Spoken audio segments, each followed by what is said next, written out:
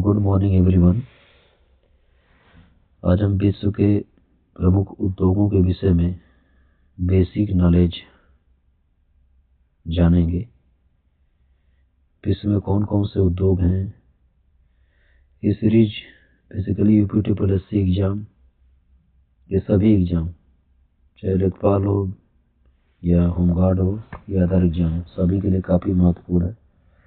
तो सबसे पहले हम देखते हैं उद्योग होता क्या है।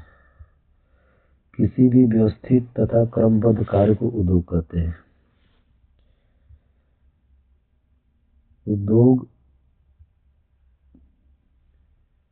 उद्योग के इतिहास में औद्योगिक क्रांति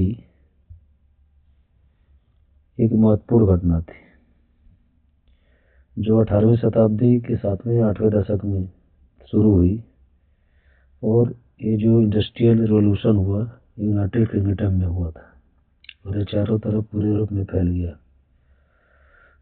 अभी विश्व की वर्ल्ड ट्रेड रिपोर्ट 2024 आई है, जिसके अनुसार विश्व के शीर्ष निर्यातक देश, यानी इसे हम एक्सपोर्टर कंट्री कहते हैं, चीन, अमेरिका, जर्मनी और नीदरलैंड है। उसी तरह 2025 की रिपोर्ट के अनुसार शीर्ष निर्यातक देश चीन, अमेरिका, जर्मनी, जापान, यूके है।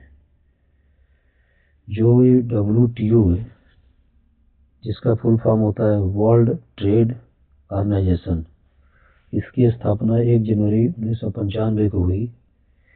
इस समय वर्तमान में इसके कुल 166 मेंबर हैं, जिसका मुख्यालय जेनेवा, स्विट्जरलैंड में है। अभी हाल में रिसेंटली इसका 165वां सदस्य कोमोरोस नाम का देश बना और 166वां सदस्य तिमोर नाम का देश बना है।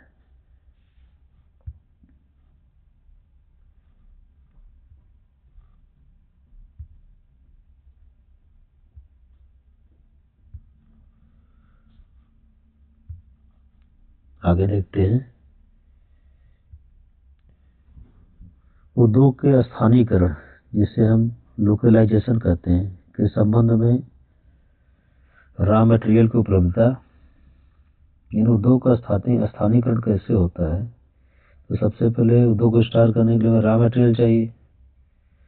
तो रॉ मटेरियल होना चाहिए, पावर होना चाहिए, ट्रांसपोर्ट की सुविधा होनी चाहिए, और जो लेबर है वो सस्ता अवेलेबल होना चाहिए। उसके साथ साथ तकनीकी और सरकार की नीति का काफ़ी महत्व है। यानी कोई भी उद्योग स्टार्ट होता है तो उसके लिए सबसे पहले रॉ मटेरियल चाहिए। रॉ मटेरियल के बाद पावर, ट्रांसपोर्ट, वहाँ श्रम अवेलेबल हो, तकनीकी उसको करने के लिए उपलब्ध हो, और गवर्नमेंट की पॉलिसी भी सही होनी चाहिए, तभी उद्योग स्टार्ट हो सकता है। अल्फ्रेड वेबर एक जर्मन इकोनॉमिस्ट थे, अर्थशास्त्री थे। उनके द्वारा न्यूनतम परिवहन लागत का सिद्धांत दिया गया। उनके अनुसार यदि माल अशुद्ध है, इम्प्योर है, तो उनका स्थानीयकरण कच्चे माल के रूप में क्षेत्रों में होता है। स्थानीयकरण कच्चे माल के क्षेत्रों में होता है, जैसे जूट या चीनी उद्योग। जूट या चीनी उद्योग, कच्चा माल सुलभ होने पर उद्योग का स्थानीयकरण बाजार के समीप होता है, जैसे मिट्टी के बर्तन बनाने का उद्योग। रॉ मटेरियल के शुद्ध होने पर उद्योग का स्थानीयकरण बाजार के क्षेत्र में कहीं भी किया जा सकता है, जैसे सूती वस्त्र उद्योग।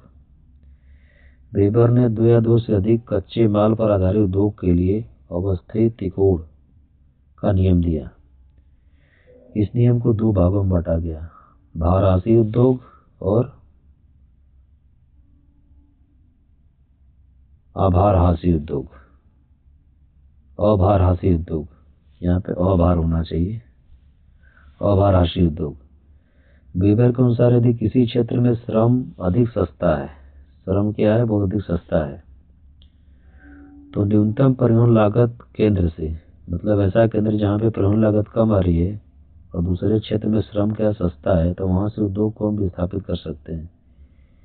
इस शर्त पर कर सकते हैं ताकि जो श्रम के मूल्य में होने वाली बचत है वो परिवहन लागत से परिवहन लागत में जो पैसा लगेगा वो श्रम के मूल्य और बचत से कम हो।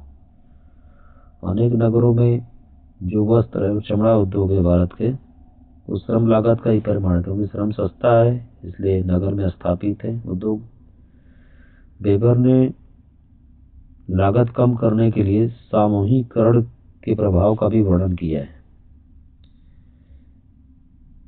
उनके अनुसार हल्के उद्योग और फूट लूज उद्योग जैसे इलेक्ट्रॉनिक उद्योग की स्थापना में अनेक बार परिवहन मूल्य की तुलना में स्ट्रक्चरल फैक्टर्स अधिक प्रभावी होते हैं। स्ट्रक्चरल फैक्टर का मतलब अब अगले स्लाइड में आपको बताएंगे। आपसे निवेदन है कि प्लीज इस वीडियो को लाइक और सब्सक्राइब करें ताकि आपको मुझे मोटिवेशन मिले और उस मोटिवेशन की वजह से मैं अगला नेक्स्ट वीडियो बना पाऊँ। धन्यवाद।